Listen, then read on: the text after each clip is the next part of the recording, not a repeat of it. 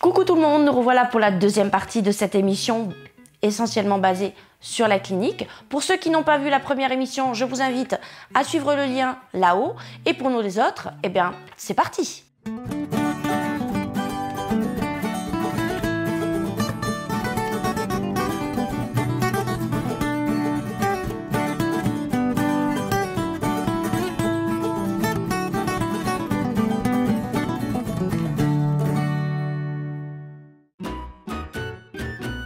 Vous avez tout un panel de choses qui vous permet de vous sentir mieux.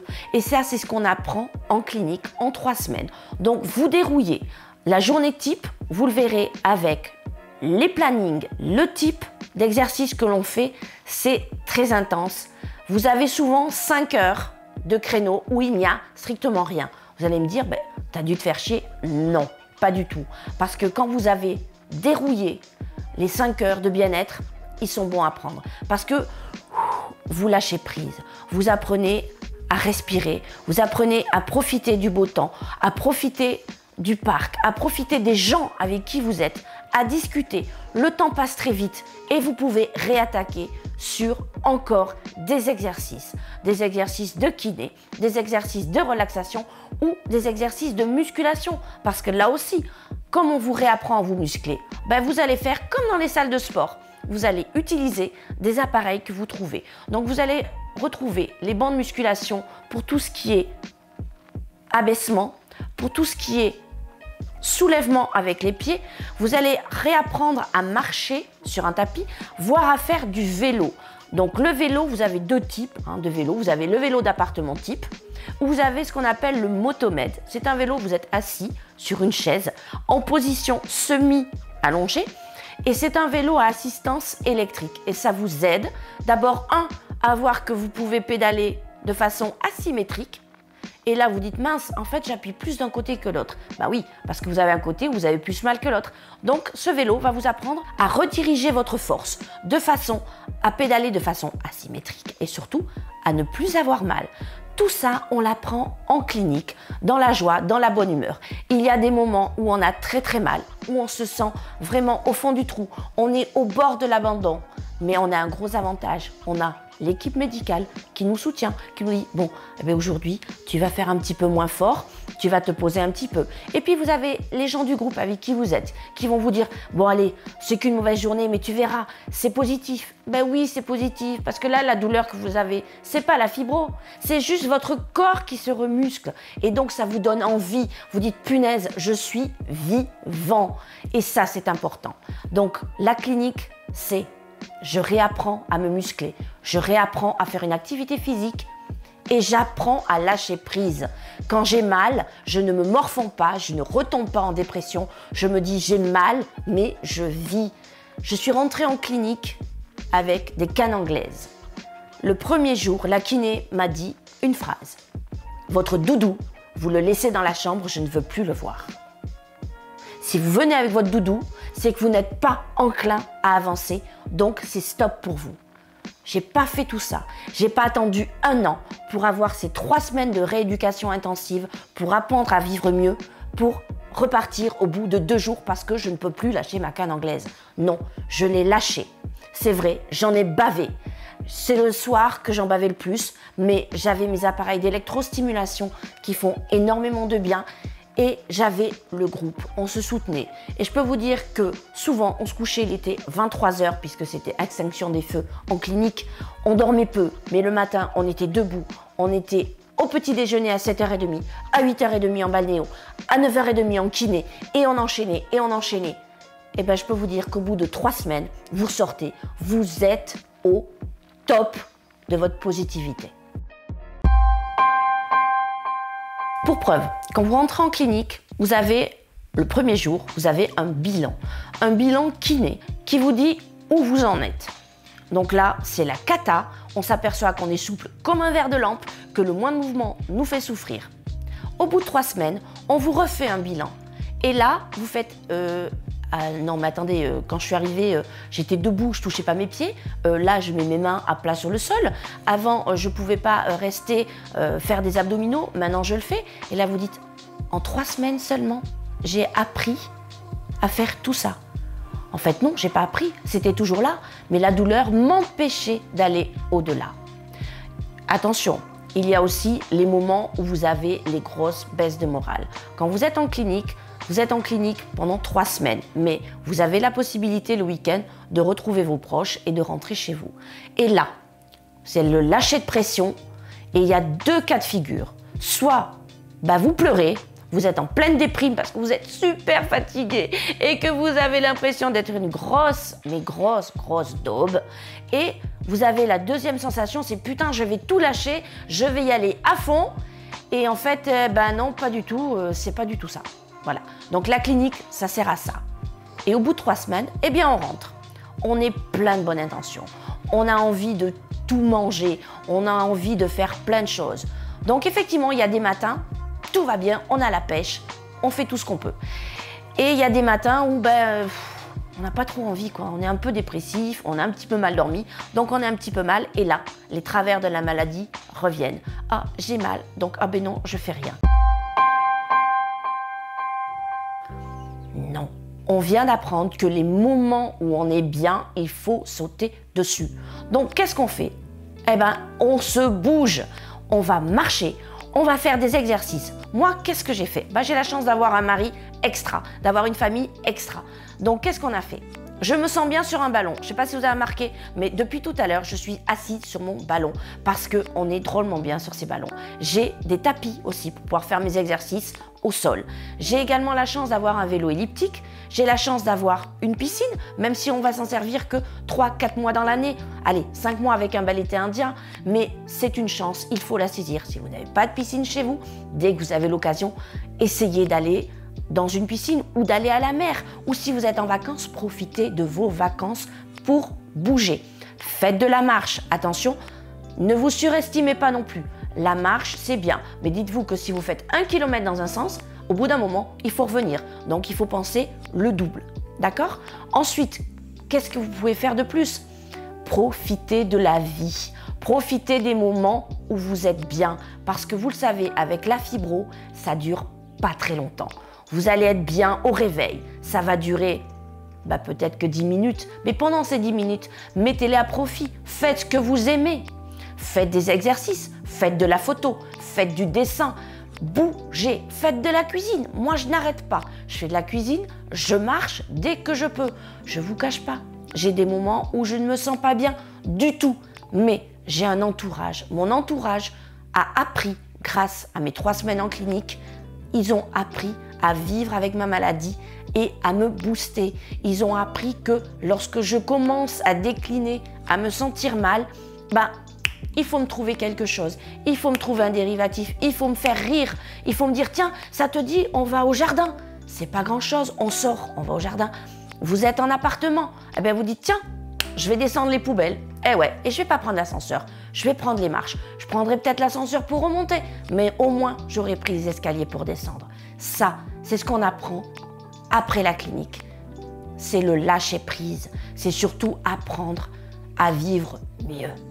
Bonjour à tous, je profite de cette petite aparté pour me présenter pour ceux qui ne me connaissent pas encore sur l'émission de Véronique. Je suis Arnaud, son fils, directeur de la chaîne La Prod. Effectivement, on n'y pense pas assez, mais la famille est un point essentiel dans le déroulement et les traitements assujettis à la fibromyalgie. Il faut impérativement communiquer avec votre entourage pour que ceux-ci puissent vous aider à comprendre ce que vous vivez et surtout vous aider à vous motiver dans les moments de bonheur. Pour ce faire, via la clinique, la plupart du temps, vous pouvez interagir avec eux, les faire venir, les faire voir vos exercices et surtout les emmener à contacter eux aussi des médecins pour savoir quels seront leurs rôles à jouer car c'est très important. Si jamais votre famille n'est pas un point fort du côté de chez vous, vous pouvez peut-être faire la même chose avec des amis ou des parrains. Voilà, c'était tout pour moi. Je vous souhaite une bonne journée, on continue l'émission. Effectivement, vous aurez des jours où ça va pas. Mais vous aurez de plus en plus de jours où ça va bien. Et grâce au lâcher-prise, vous allez apprendre à profiter pleinement des jours où ça va mieux. Vous allez profiter de votre positivité. En fait, pour le lâcher-prise, vous avez la relaxation, la méditation, le tai chi, le qigong, toutes ces méthodes qui vont vous apprendre à respirer, à prendre la vie du côté positif, à faire en sorte que les gens autour de vous comprennent mieux votre maladie et le fait que vous ayez une vie en yo-yo. Eh ouais, je suis bien. Eh ben non, je suis pas bien. Eh ouais, je suis bien. Eh ben non, je suis pas bien. Il arrivera de plus en plus de jours où vous sentirez bien. Je ne dis pas qu'il n'y aura plus de jours où vous sentirez mal. C'est impossible avec la maladie que nous avons. La fibromyalgie est telle que vous aurez toujours vos moments où vous n'êtes pas bien. Mais il va falloir apprendre avec le lâcher-prise à profiter un maximum des jours où vous vous sentez bien. Et surtout, à faire comprendre aux gens qui vous entourent que si c'est un jour sans, ils peuvent, par des paroles, par des gestes, vous aider à devenir un peu plus souriante, à oublier un petit peu plus vos douleurs, pas vous les faire disparaître, mais au moins à vous sentir mieux. Et il y a des gens, c'est arrivé dans mon groupe, pour qui tout ce qui est relaxation, méditation, Qigong, ça va pas du tout. Pourquoi? Mais parce que ce sont des gens qui sont hyper nerveux et qui ont besoin de quelque chose de plus punchy. Ces gens vont plus se retourner vers des activités avec un peu plus d'intensité. Par exemple, ils vont faire du tapis de marche en fonction tapis de course, même s'ils ne vont pas vous courir le 100 mètres, mais ils vont aller plus rapidement. Ils vont prendre non pas le vélo assisté, mais ils vont prendre le vélo classique. Ils vont aller dans une salle pour apprendre à bouger, à faire du pilates, à faire des exercices un peu plus compliqués. Mais c'est parce que ces gens ont une force nerveuse qui est plus importante. Mais par contre, je pense qu'au niveau de la douleur, et ça, Frédéric, tu ne le cacheras pas, ils ont des douleurs qui sont beaucoup plus intenses, qui vont se porter notamment sur tout ce qui est cardiaque, avec des palpitations plus intensives, avec un rythme cardiaque beaucoup plus fort, et qui vont, côté fibro, engendrer des douleurs plus fortes. Mais c'est leur tempérament. Ils vont quand même trouver des effets bénéfiques à cette rééducation plus intensive que d'autres avec une rééducation beaucoup plus cool. Moi, en l'occurrence, j'ai beaucoup plus apprécié la méditation, le lâcher-prise. Bon, je dis pas que j'ai pas aimé les exercices de musculation. J'avais l'impression d'avoir 20 ans et de me retrouver à nouveau dans les salles de musculation que j'affectionnais tant.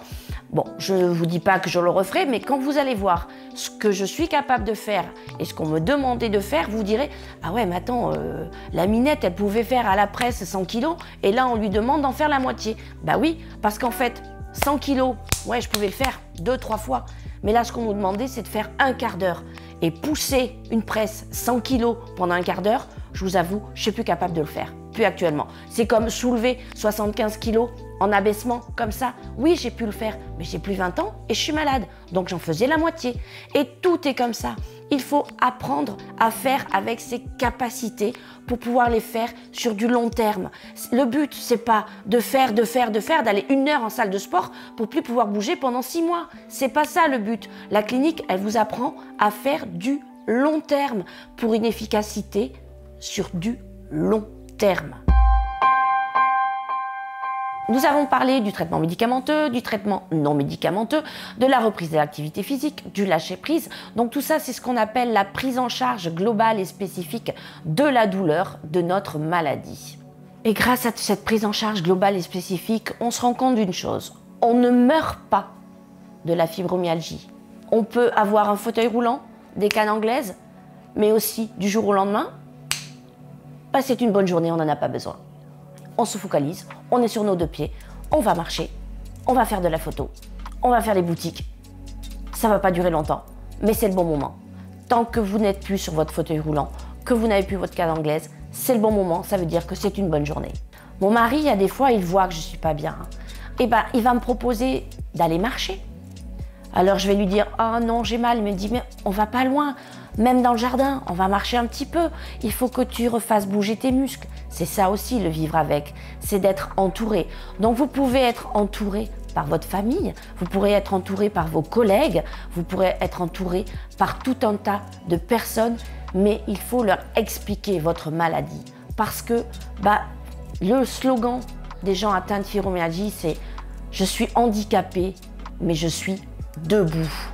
Et vous verrez souvent ce logo, le handicap, avec la phrase « Je suis handicapé, mais debout », parce que tous les handicaps ne sont pas visibles.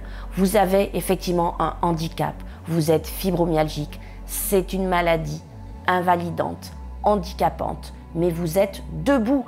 Et quand vous êtes au travail, que c'est une bonne journée, les gens vont dire en fait, elle nous a fait du cinéma jusqu'à présent. Ben non, parce que ça se trouve, dans 2 heures, vous ne serez pas bien. Et là, ils vont se dire, ah ben ouais, mais il y a 2 heures, elle était bien. Eh oui, ben là, elle n'est pas bien. Et c'est ça aussi, le vivre avec. C'est pour vous, mais c'est aussi pour votre entourage. Apprendre à vivre avec. Et si vous n'en parlez pas, si vous ne diffusez pas le message que vous ressentez, à savoir, oui, je suis malade, c'est vrai. Oui, là, je suis bien, mais hier, j'étais pas bien. Ou dans 2 heures, je ne peux pas vous dire si je serai bien. Si vous ne communiquez pas, si vous ne parlez pas de votre maladie, vous ne pourrez pas vous faire comprendre. C'est aussi ça, le vivre avec. C'est parler, c'est communiquer. Voilà tout ce que je pouvais dire en résumé sur tout ce qui est traitement et vivre avec de cette maladie. Après, bon, vous le savez, l'expérience des uns n'est pas forcément bonne pour tout le monde. Par contre, ce que j'ai appris et ce que j'ai mis en pratique avec ces 3 semaines en clinique, c'est que maintenant, je connais bien ma maladie, je connais bien mon corps, je sais ce que je peux faire, je sais surtout ce que je ne peux pas faire et surtout, je communique avec les gens. Donc si vous aussi, vous avez des interrogations, vous avez des commentaires, vous voulez que je vous parle plus en détail de certaines choses, de certaines activités que j'ai faites, de certaines méditations, n'hésitez pas en commentaire à me dire ce que vous souhaitez. Si vous souhaitez une 3e émission, elle pourra se faire sur vos questions, sur vos demandes. Alors si vous avez aimé cette émission, n'hésitez pas, lâchez un petit like, un petit pouce bleu, comme ça. Et puis, on se retrouve très vite sur La Prod. N'oubliez pas, abonnez-vous. Hé, t'en vas pas? Tu peux t'abonner ici et choisir la vidéo ici ou ici. À bientôt!